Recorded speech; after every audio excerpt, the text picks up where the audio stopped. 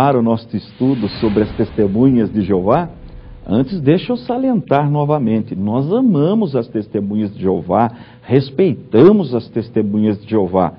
Toda a nossa discussão é apenas no campo teológico, filosófico, no campo das ideias. E hoje nós vamos estudar quantos nomes Deus tem. Por quê?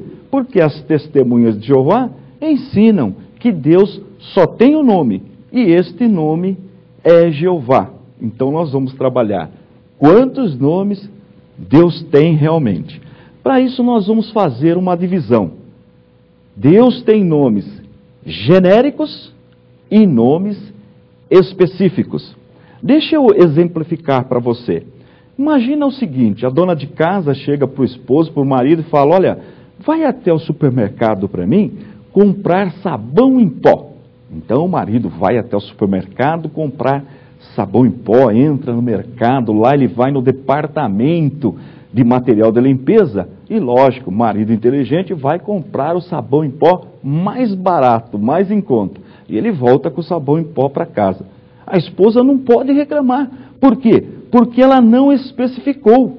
Ela só pediu sabão em pó. Agora, segundo exemplo, se ela fala, olha, você vai até o mercado e traz o sabão em pó, marca tal, se ele não trouxer a marca que ela pediu, com certeza teremos um problema.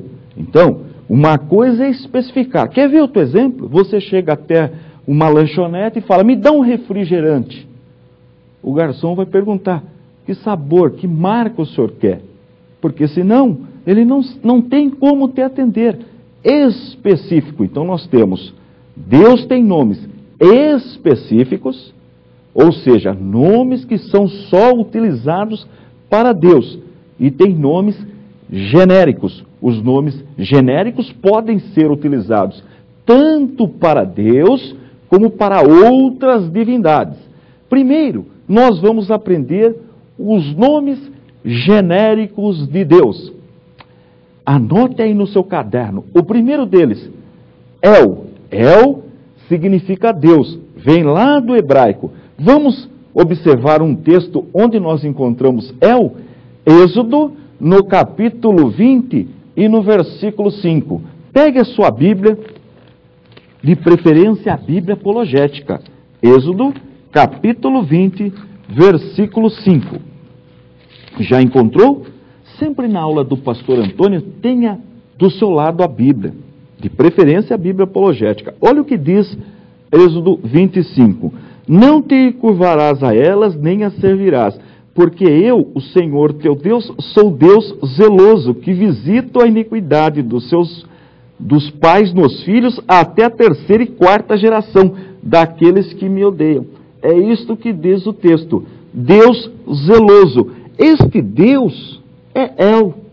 Pode ser usado tanto para o Deus verdadeiro, como para uma divindade falsa. E como eu sei? Em função do contexto. Aqui, por exemplo, quem é Deus zeloso? O Deus verdadeiro. Então eu sei que esse texto está se referindo ao Deus verdadeiro. Tudo bem? Só para você entender o que eu estava falando. Olha que interessante a segunda carta que o apóstolo Paulo escreveu aos Coríntios, no capítulo 4 e no versículo 4. Diz assim, nos quais o Deus deste século cegou os entendimentos dos incrédulos. Ora, quem é que cega o entendimento? O Deus deste século. Pode ver que na sua Bíblia, Deus está com letra minúscula. Então, quando a Bíblia fala do Deus verdadeiro, a Bíblia traz Deus com D maiúsculo. Quando fala do Deus falso, Deus com letra, o D é minúsculo. Entendeu? Então, aquele El que nós aprendemos, El, Deus zeloso, é um nome genérico. Pode ser usado para o Deus verdadeiro, mas também pode ser usado para uma divindade pagã. Vamos ver mais um exemplo? Gênesis 14 e 19.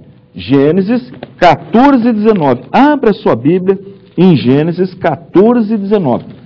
Lembre-se, apologética a gente aprende sempre com a Bíblia na mão. Não tem como ensinar apologética sem a Bíblia. 14 e 19. Um detalhe, tudo que eu estou ensinando aqui está contemplado no rodapé da Bíblia Apologética, por isso que eu recomendo para os meus alunos. Gênesis 14, 19. Olha só que interessante. Diz assim: e abençoou-o e disse: bendito seja Abrão pelo Deus Altíssimo, o possuidor dos céus e da terra. Esse Deus, Deus Altíssimo, também vem lá do El. Pode ser usado para uma divindade pagã, como para o Deus verdadeiro. Deus Elion. Deus Elion pode ser, no hebraico, Deus Elion. Deus Altíssimo pode ser usado para uma divindade pagã ou também para o Deus verdadeiro. Como eu sei que aqui se refere ao Deus verdadeiro? Na nossa Bíblia está grafado com letra maiúscula, mas no hebraico não tinha isto. Então, pelo contexto, o judeu sabia, o povo sabia, quando estava se referindo ao Deus verdadeiro. Olha aqui, ainda o contexto mesmo diz: o possuidor dos céus e da terra. Quem é o possuidor dos céus e da terra? O nosso Deus. Portanto, eu sei que é Deus verdadeiro. Aprendeu mais um nome genérico de Deus? Mas tem mais. Só que eu não vou ensinar hoje não. Os nomes genéricos eu vou continuar na próxima aula e também vou falar dos nomes específicos de Deus. Aí você vai ver a origem do nome Jeová. Vamos continuar na nossa aula os nomes genéricos de Deus. Está lembrado da aula anterior? Nós aprendemos que Deus tem mais de um nome e classificamos em genéricos e específicos. E nós aprendemos que El é um nome genérico de Deus. Por quê? Pode ser usado para o Deus verdadeiro, como também pode ser usado para uma divindade pagã. Aprendemos sobre o El Elion. Pode ser usado para uma divindade pagã também. No caso do texto que nós lemos em Gênesis 14, 19, nós estávamos tratando do Deus verdadeiro. E o próprio contexto mostra que está falando do Deus verdadeiro. Mas vamos para mais um nome genérico de Deus? Abra sua Bíblia em Gênesis 1 e 1. Todo mundo sabe até de cor este versículo. Gênesis 1 e 1. Abra sua Bíblia. Diz assim: no princípio criou Deus os céus e a terra. Este nome também é genérico. Trata-se de Elohim. Já viu falar de Elohim? Elohim é um nome genérico de Deus. Ou, no singular, Eloá.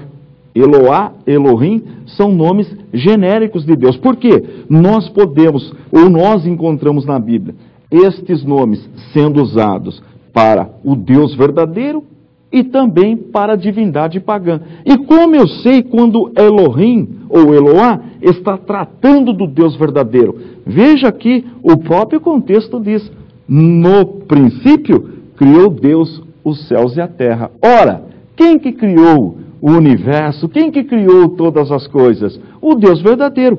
Por isso que na nossa Bíblia, na língua portuguesa, vem D maiúsculo, porque está tratando do Deus verdadeiro. E quando está tratando de uma divindade falsa, de uma divindade pagã, então vem com D minúsculo. Como eu mostrei lá na segunda carta que Paulo escreveu aos Coríntios 4:4, o Deus desse século cegou os entendimentos dos incrédulos. Ali está tratando de uma divindade pagã, de um Deus falso. Por isso que mostra Deus com D minúsculo.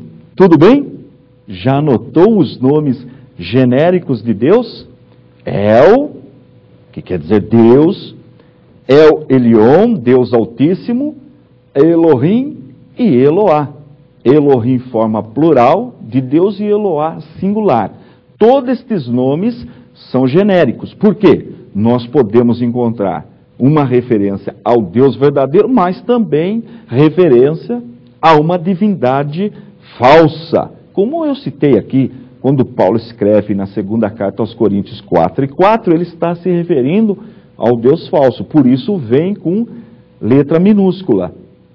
No caso, se fosse ao Deus verdadeiro, viria na nossa Bíblia grafado com letra maiúscula. E no hebraico, como eles sabiam se não tinha ainda maiúscula e nem minúscula? Como eles faziam para saber quando estava se referindo ao Deus verdadeiro e ao Deus falso? Em função do contexto. Está lembrado do versículo 1? No princípio criou Deus os céus e a terra.